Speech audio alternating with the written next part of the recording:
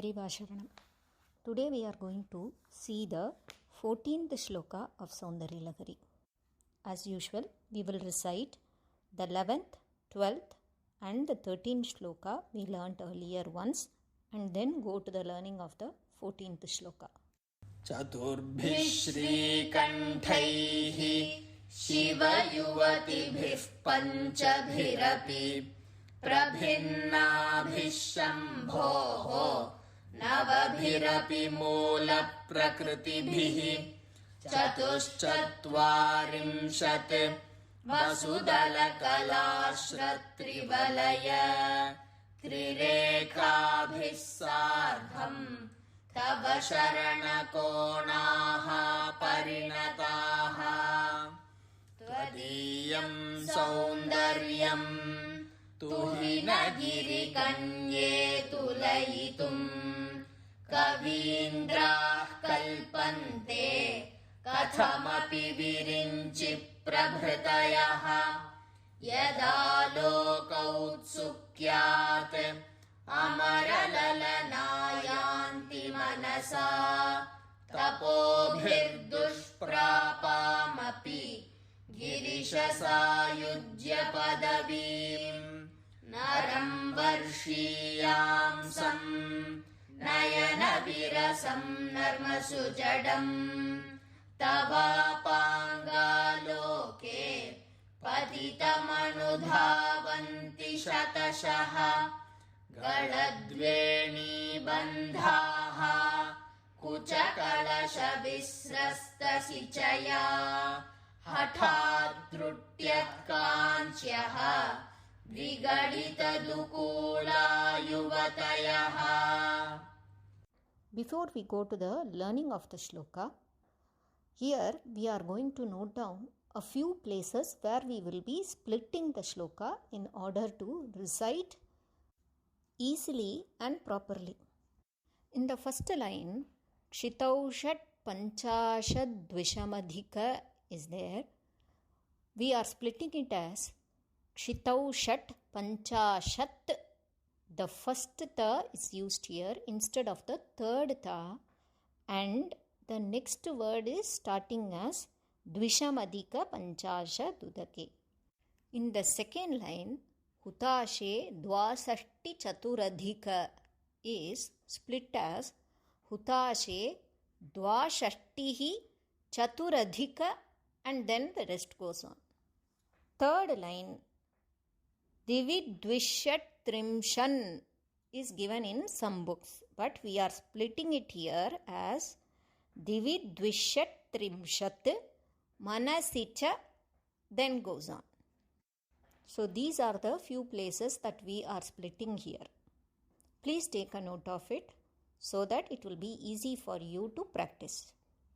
क्षितौ षट्पञ्चाशत् क्षितौ षट्पञ्चाशत् क्षितौ षट्पञ्चाशत् द्विसमधिकपञ्चाशदुदके द्विसमधिकपञ्चाशदुदके द्विसमधिकपञ्चाशदुदके हुताशे द्वाषष्टिः हुताशे द्वाषष्टिः हुताशे द्वाषष्टिः चतुरधिकपञ्चाशदनिले चतुरधिकपञ्चाशदनिले चतुरधिकपञ्चाशदनिले दिविद्विषट्त्रिंशत्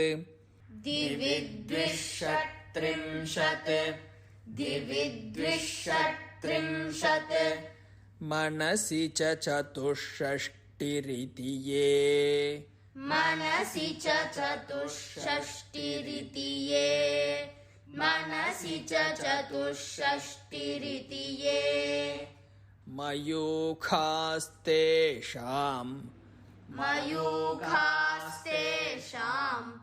मयूखास्तेषाम् अप्युपरि तव पादाम्बुजयुगम् अप्युपरि तव पादाम्बुजयुगम् अप्युपरि तव पादाम्बुजयुगम् क्षितौ षट्पञ्चाशत् द्विसमधिकपञ्चाशदुदके क्षितौ षट्पञ्चाशत् द्विसमधिकपञ्चाशदुदके क्षितौ षट्पञ्चाशत् द्विसमधिकपञ्चाशदुदके हुताशे द्वाषष्टिः चतुरधिकपञ्चाशदनिले हुताशे द्वाषष्टिः चतुरधिकपञ्चाशदनिले हुताशे द्वाषष्टिः चतुरधिकपञ्चाशदनिले दिवि द्विषट्त्रिंशत् मनसि च चतुष्षष्टिरिति ये दिवि द्विषट्त्रिंशत् मनसि च चतुष्षष्टिरिति ये दिवि द्विषट्त्रिंशत् मनसि च चतुष्षष्टिरिति ये मयूखास्तेषाम् अप्युपरि तव पादाम्बुजयुगम् मयूखास्तेषाम् अप्युपरि तव पादाम्बुजयुगम् मयूखास्तेषाम् अप्युपरि तव पादाम्बुजयुगम् क्षितौ षट्पञ्चाशत् द्विसमधिकपञ्चाशदुदके हुताशे द्वाषष्टिः चतुरधिकपञ्चाशदनिले क्षितौ षट्पञ्चाशत् द्विसमधिकपञ्चाशदुदके हुताशे द्वाषष्टिः चतुरधिकपञ्चाशदनिले क्षितौ षट्पञ्चाशत् द्विसमधिकपञ्चाशदुदके हुताशे द्वाषष्टिः चतुरधिकपञ्चाशदनिले दिवि द्विषट्त्रिंशत् मनसि च चतुष्षष्टिरिति ये मयूखास्तेषाम् अप्युपरि तव पादाम्बुजयुगम् दिवि द्विषट्त्रिंशत् मनसि च चतुष्षष्टिरिति ये मयूखास्तेषाम् अप्युपरि तव पादाम्बुजयुगम् दिवि द्विषट्त्रिंशत् मनसि च चतुष्षष्टिरिति ये मयूखास्तेषाम् अप्युपरि तव पादाम्बुजयुगम् क्षितौ षट्पञ्चाशत् द्विसमधिकपञ्चाशदुदके हुताशे द्वाषष्टिः चतुरधिकपञ्चाशदनिले दिवि द्विषट्त्रिंशत् मनसि च चतुष्षष्टिरिति ये मयूखास्तेषाम् अप्युपरि तव पादाम्बुजयुगम् क्षितौ षट्पञ्चाशत् द्विसमधिकपञ्चाशदुदके हुताशे द्वाषष्टिः चतुरधिकपञ्चाशदनिले दिवि द्विषट्त्रिंशत् मनसि च चतुष्षष्टिरिति ये मयूखास्तेषाम् अप्युपरि तव पादाम्बुजयुगम् क्षितौ षट्पञ्चाशत् द्विसमधिकपञ्चाशदुदके हुताशे द्वाषष्टिः चतुरधिकपञ्चाशदनिले दिवि द्विषट्त्रिंशत् मनसि च चतुष्षष्टिरिति ये मयूखास्तेषाम् अप्युपरि तव पादाम्बुजयुगम्. Now let us see the meaning of the shloka. Basically, this shloka deals with the time concept of Ambal.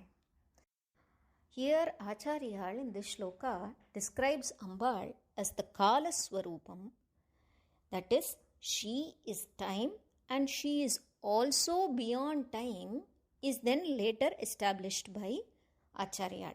First he describes her as Kala Swarupam, that is, she is time, and then establishes that she is above that time. You can say that Ambal is both above time and space. We say these two concepts together, time and space. But she is time, she is space, and she is above these two concepts is what is reality. So in this shloka, Acharyal, through various mathematical calculations, says how Ambal's kalai, or the rays of energy, or the path of energy, is split in the form of time in various chakras of our body.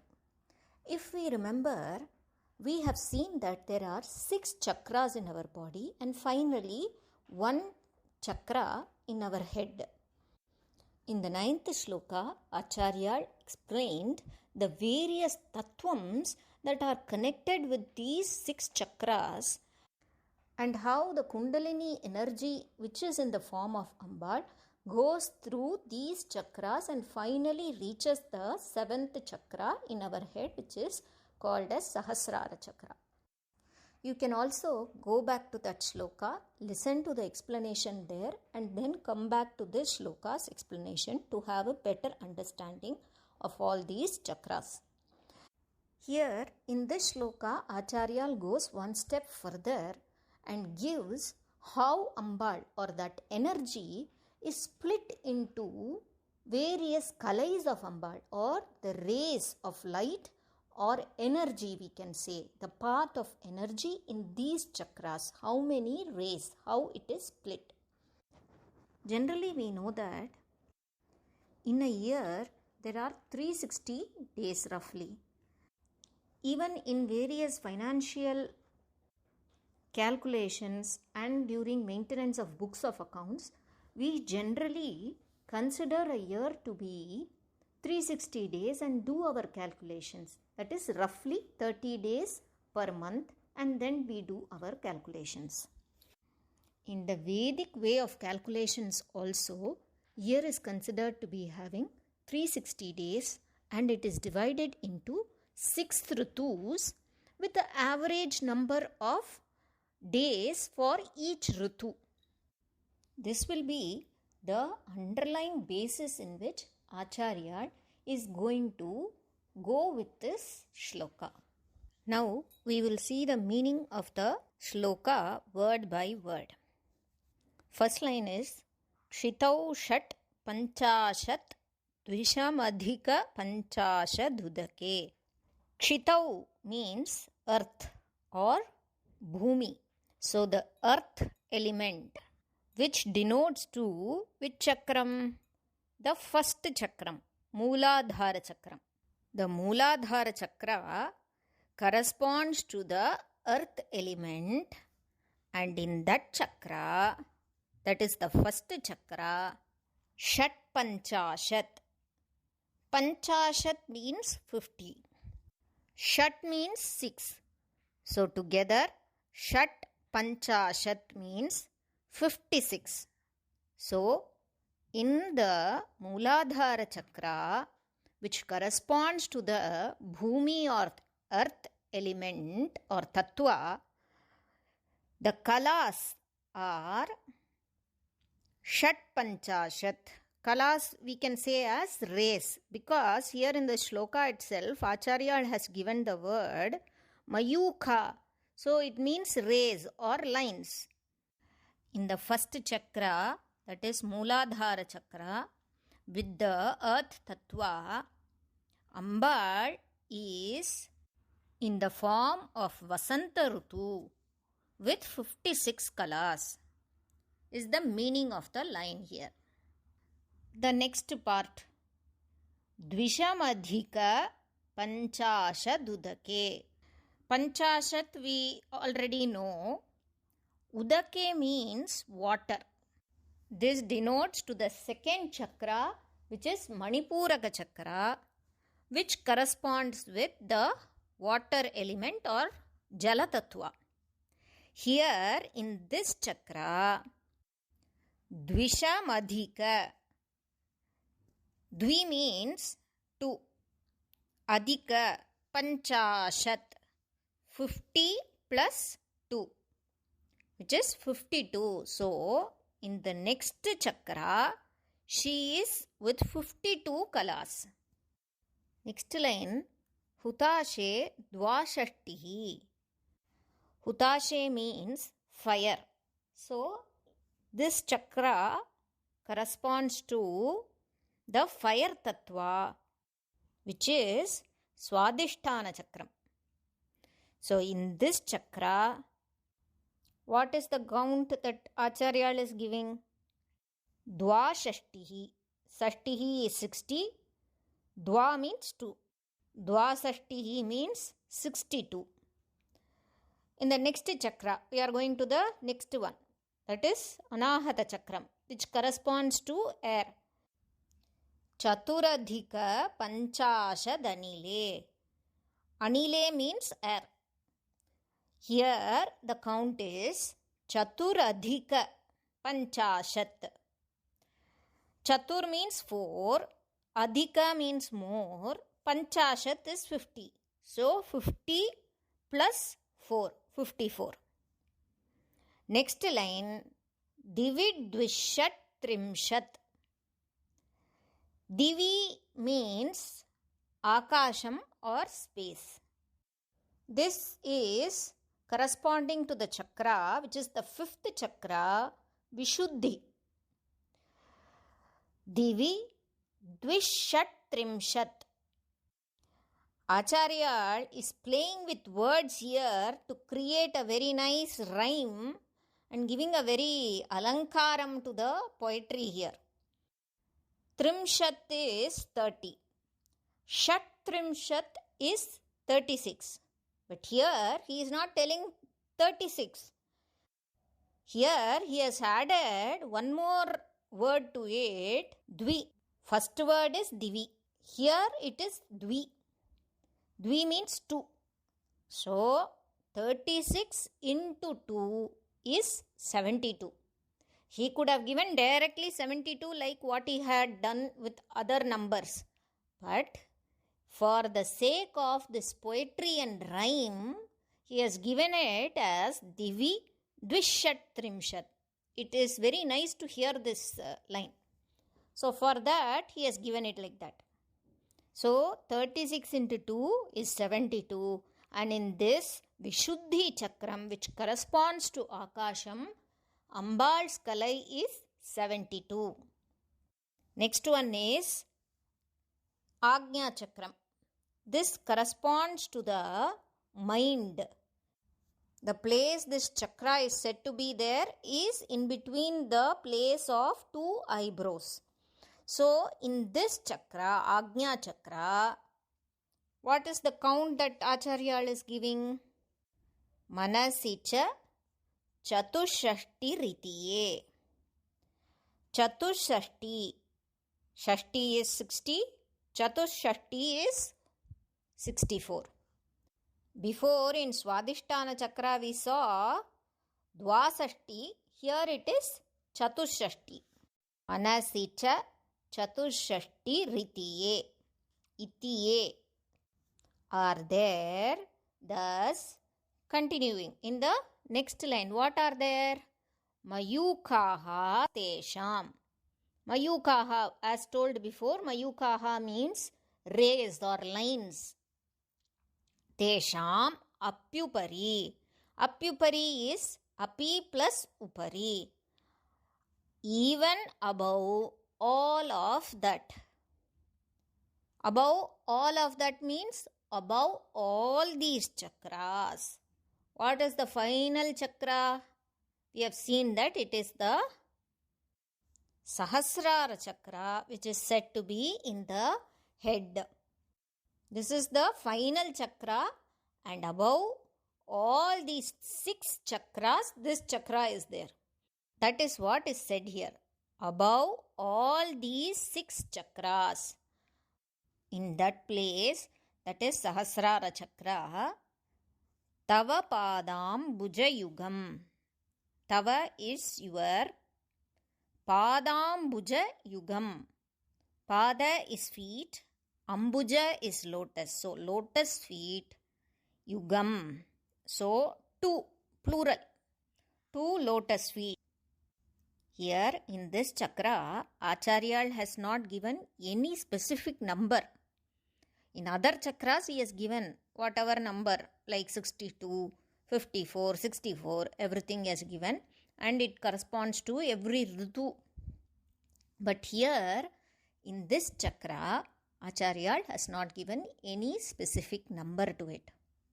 This is because here we can take this apyupari. He has given apyupari, correct? In the first 3 lines, he says that Ambal is in so many number of kalais or rays, which corresponds to the 6 ritus.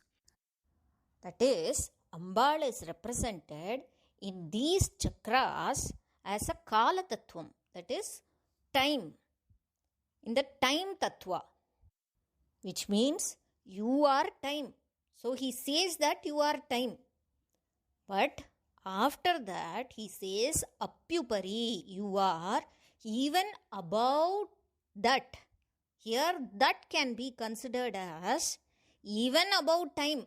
So, you don't have any boundaries of time, space or any other constraint. Above, even above time. So, that is why it is not given any specific number here, because she goes even beyond that. So, you cannot ascertain any time to this chakra. That is what is the understanding that we have to get. In Shakta Parampara, this shlokam can be explained with a lot of inner meanings to it, because every kalai or the every ray or path of this energy of Ambal has a particular swarupam and a name which can be given to it and a tattva to it. But let us not go into all those things, because these require higher understanding and sadhana for it. For the general understanding, we have to relate this shloka with the 9th shloka and understand the Kala Tattvam of Ambal, that she is time and she is even above time. And in the final and 7th chakra, that is Sahasraram, her feet is in the form of Guru and provides us with Amritam. All other explanations that are related to the Ambal Upasana or Shakti Upasana are not required now, and maybe in future, in this birth or in any other birth, we might get the blessing of Ambal for that Upasana, and we might understand what is the real inner meanings of these shlokas. Periva Sharanam.